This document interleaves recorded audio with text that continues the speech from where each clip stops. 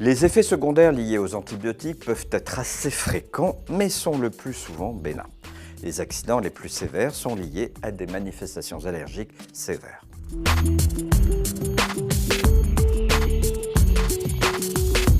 Au cours d'une allergie peuvent survenir une urticaire, un œdème de Koenke, une rhinite, une crise d'asthme ou un choc anaphylactique.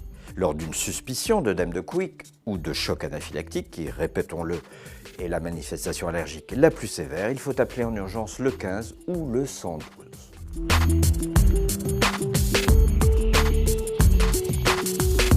Les nausées survenant au cours de la prise d'antibiotiques sont souvent bénignes, mais entraînent une gêne pénible pendant un traitement antibiotique.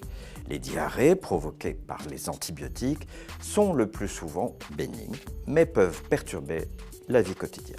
La colite pseudomembraneuse, qui est une forme de diarrhée sévère, peut survenir quelques jours après un traitement antibiotique et qui se caractérise par l'apparition dans les selles de glaires et de fausses membranes, ainsi que par l'apparition de douleurs abdominales. Une colite pseudomembraneuse nécessite un avis médical urgent.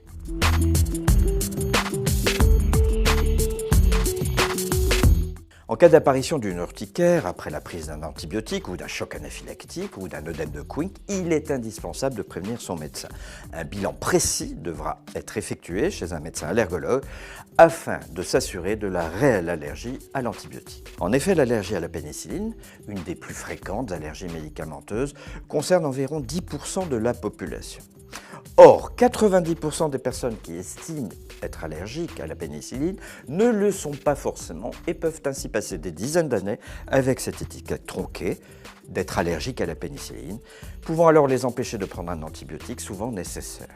Il faut donc effectuer des tests cutanés pratiqués chez certains allergologues formés à cette pratique et envisager une induction à la tolérance qui peut ensuite permettre de reprendre cet antibiotique. Mais lorsque le diagnostic est formellement établi et qu'il y a une vraie allergie, l'antibiotique ne peut plus être pris sans l'avis d'un allergologue.